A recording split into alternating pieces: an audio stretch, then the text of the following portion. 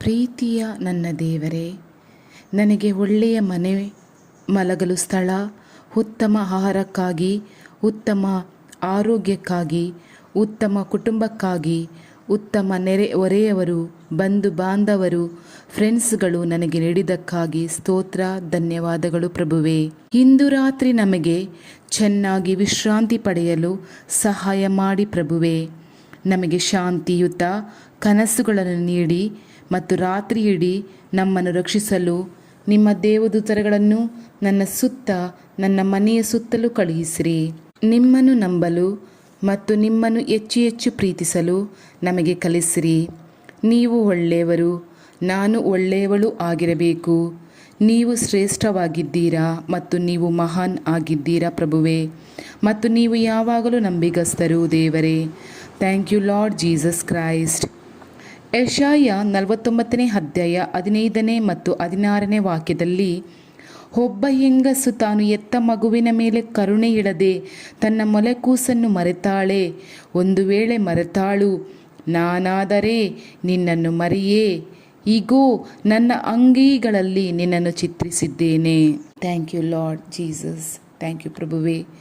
ನನ್ನ ಎತ್ತ ತಾಯಿ ತಂದೆ ಮರೆತರೂ ತೊರೆದರೂ ನನ್ನ ಯೇಸು ನನ್ನನ್ನು ಸೇರಿಸಿಕೊಳ್ಳುವನು ಎಂಬ ದೃಢ ನಂಬಿಕೆ ನಮ್ಮಲ್ಲಿ ಇರಬೇಕು. ಆಗಲೇ ನಮಗೆ ಒಂಟಿತನ ಕಾಣಿಸುವುದಿಲ್ಲ, ಭಯವಿರುವುದಿಲ್ಲ, ನೋವು ದುಃಖವಿರುವುದಿಲ್ಲ.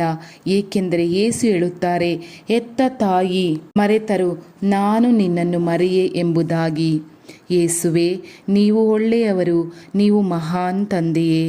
I love you Jesus, I love you God. Thank you Jesus. ನಮ್ಮ ಚಿತ್ರವನ್ನು ಅವರ ಕೈಯಲ್ಲಿ ಚಿತ್ರಿಸಿದ್ದಾರೆ ಎಂಬುದಾಗಿ ಹೇಳಿದ್ದಾರೆ.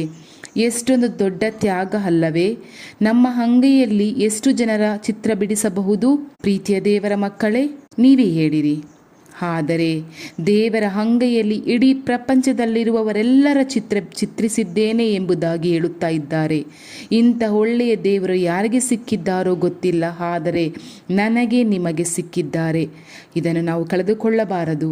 ಅವರನ್ನು ಹೆಚ್ಚೆಚ್ಚಾಗಿ ನಾವು ಪ್ರೀತಿಸಬೇಕು.